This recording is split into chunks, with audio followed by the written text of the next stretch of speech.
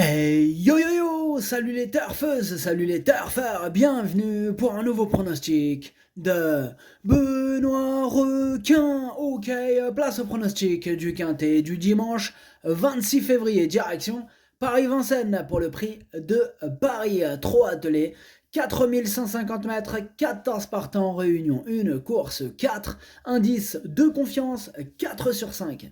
Alors cette vidéo je la tourne avant l'arrivée du quintet de ce samedi et je reviendrai dessus demain. Ok, c'est parti, on commence le pronostic et on commence avec le numéro 1, Harlem de Bussy. On écoute l'entraîneur Christophe Ferland. Harlem de Bussy est irréprochable cet hiver et affiche d'excellents chronos. C'est l'occasion de tenter le coup dans un groupe 1 et en fin de meeting. Il est resté en parfaite condition depuis sa victoire début février. Il a travaillé mardi à Vincennes de bonne manière. Il ne tire pas, allie vitesse et tenue. Aussi, on essaye en profitant de sa forme. Il va essayer d'accrocher une petite place. Alors certes, ce numéro 1, c'est le moins riche de la course, mais c'est pas le moins doué. Il a les qualités pour créer une petite surprise. Moi j'y crois, ce numéro 1. Bon, après je l'ai gardé en bout de combinaison, mais je l'ai gardé. Ce numéro 1, Nanaï. On enchaîne avec le numéro 2, Cléa Michellery. On écoute Frédéric Héon. Cléa Michellery a 11 ans et plus qu'un mois à courir. Physiquement, elle est bien, elle va faire son possible. Je signe avant coup si on prend une allocation. Ensuite, il lui restera un engagement début mars à Caen. Moi, ce numéro 2, en revanche, je ne l'ai pas retenu. Ce numéro 2 est queue. On passe au numéro 3, Hip Hop au fort, et on écoute Christian Bijon. Hip Hop au fort s'est retrouvé piégé en épaisseur le nez au vent dans le Prix de France et n'a pas démérité pour autant. Il n'a pas été éprouvé par cette tentative, il n'est pas rancunier. Il a bien travaillé cette semaine et va se présenter au mieux. La longue distance va l'avantager, il a sa place dans le quintet. Eh bien, ce numéro 3 me plaît bien, je l'ai gardé en 5e position. Ce numéro 3, Doi. On enchaîne avec le numéro 4, Hokkaido Gel, et on écoute Jean-Luc Dersoir. Hokkaido Gel vient de s'imposer plaisamment par 2 fois alors qu'il retrouvait une catégorie un peu plus facile. Dimanche, il effectue son retour au plus haut niveau et sa tâche se complique quelque peu. Cela dit, il est toujours au top et cette distance ne va pas le déranger. Il n'a pas eu des combats trop difficiles cet hiver. À l'issue d'un bon déroulement de course, il peut s'immiscer dans le quintet. Eh bien, ce numéro 4, je l'ai retenu. Sachez d'ailleurs que c'est lui le 8e de mon pronostic. Ce numéro 4, Hachi. On passe au numéro 5, Hussard du Landré. On écoute Benoît Robin. Hussard du Landré a été contraint aux extérieurs dans le Prix d'Amérique et n'a pas vraiment coincé pour autant. Il a repris de la fraîcheur à la campagne avant de revenir à Grosbois pour préparer cet objectif, après avoir fait l'impasse sur le Prix de France. Les 4150 mètres ne vont pas le déranger, mais il faut un peu de chance. Je pars confiant et j'espère ne pas vivre une nouvelle déception. Eh bien, ce numéro 5, moi je l'ai retenu, mais en bout de combinaison. Ce numéro 5, Dokei.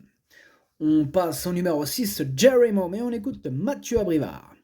Jerry Mom a réussi à prendre des petites allocations la saison dernière, mais il découvre désormais des tâches compliquées. Il est logiquement vieillissant. Dimanche, il s'attaque à forte partie. Je vais le driver à l'économie et voir s'il peut prendre un petit chèque. Mais avant le coup, il n'aura pas la partie facile face à une telle opposition. Ça s'annonce en effet compliqué pour Jerry Mom. Il faudrait vraiment qu'il y ait pas mal de défaillances de chevaux en vue pour qu'il espère gratter une petite place. Donc ce numéro 6, moi je ne l'ai pas retenu. Après, bon, question de feeling, il pourrait pourquoi pas intéresser les amateurs de champ réduit. Ce numéro 6, Kiken. On passe au numéro 7, Fakir du Loro, et on écoute Michael Charuel. Fakir du Loro m'a déçu en fin d'année 2022 à Bordeaux.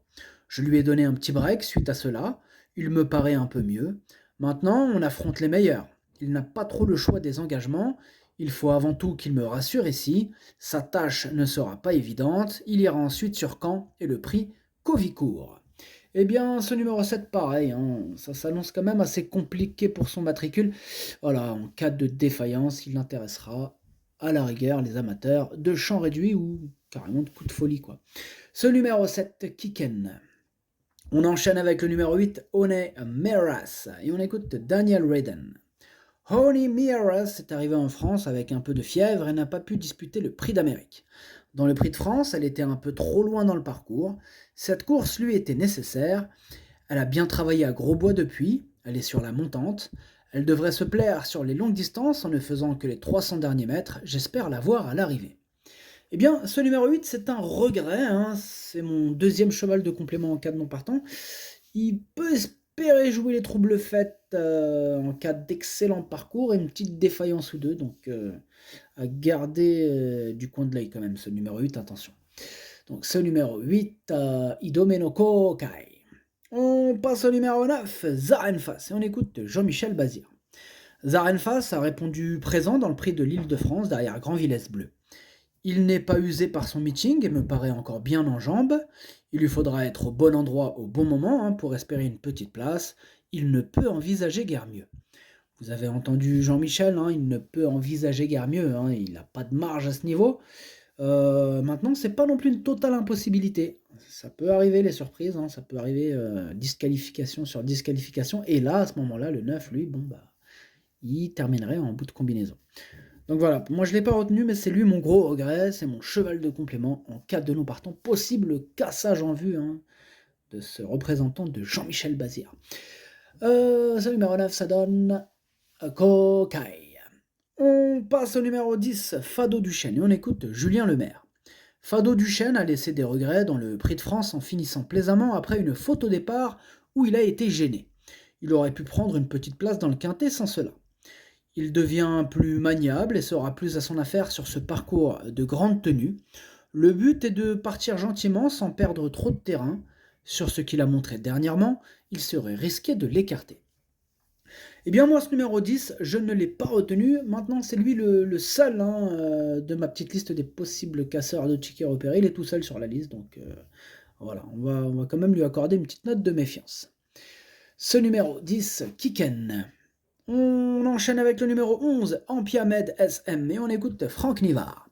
Ampiamed SM méritait de remporter le Prix de France. Ce n'est qu'une juste compensation. Son entraîneur m'a dit qu'elle travaillait bien, mais je sais que ce n'est jamais facile d'enchaîner 3 grands combats en si peu de temps. Elle était 4e de cette course l'an dernier, sans être très chanceuse. Elle va tenter de terminer sur le podium cette année. Eh bien, ce numéro 11, c'est tout simplement mon préféré et je l'ai installé en tête. Ce numéro 11, Okiniri. On passe au numéro 12, Onek, et on n'aura pas les commentaires de l'entraîneur qui est parti pêcher, Philippe Allaire. Il adore pêcher, lui il est tout le temps en mer. D'ailleurs, ça fait un bout de temps qu'il est parvenu. J'espère que tout se passe bien, Philippe. Envoie une petite carte postale, donne des nouvelles, un petit coup de téléphone, tu vois, c'est pas bien quand même. De temps en temps, tu peux... Bah ouais, Philippe. Philippe. Alors, ce numéro 12 fait partie de mes préférés, je l'ai gardé très haut, en 3e position. Ce numéro 12, Daisani. On passe au numéro 13, Hooker Berry, et on écoute Jean-Michel Bazir. Hooker Berry ne doit pas être jugé sur sa performance dans le Prix de France. Je ne l'ai pas aidé avec Beats dans le parcours, sans quoi il aurait pu prétendre à la 3e place. Il est redescendu à la campagne une semaine ensuite. Lundi et jeudi à Grosbois, il était très bien. Il va défendre ses chances au mieux avant de prendre la direction du Hara dès le début de la semaine prochaine. Donc, dernière course pour Hooker Berry avant les vacances, quoi. Donc, Hooker Berry, évidemment, il a une excellente chance de terminer à l'arrivée.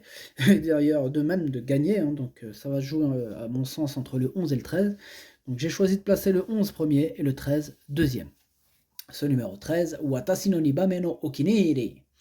Et on termine avec le numéro 14, Flamme du Goutier. On écoute Thierry Duval d'Estaing.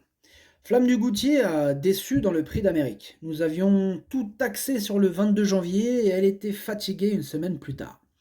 Elle a eu 4 semaines pour reprendre de la fraîcheur et n'a pas participé au Prix de France, contrairement à l'an dernier. Elle va se présenter au mieux sur un parcours à sa convenance, sa place est dans le quintet. Il est chaud, Thierry Duval d'Estaing avec Flamme du Goutier. En même temps, ça se comprend. Excellente Flamme du Goutier, que j'ai gardé moi aussi assez haut, en 4e position. Ce numéro 14, Yomi. Le pronostic, ça donne 11, 13, 12, 14, 3, 5, As. Merci d'avoir suivi cette vidéo. N'hésitez pas à mettre un pouce bleu si la vidéo vous a plu. Vous aidez ainsi grandement la chaîne. Pour accéder à tous mes tickets pour la course du Quintet, rendez-vous directement en description de la vidéo. À jouer avec modération. Bonne chance. Chopez-le moi. Ciao.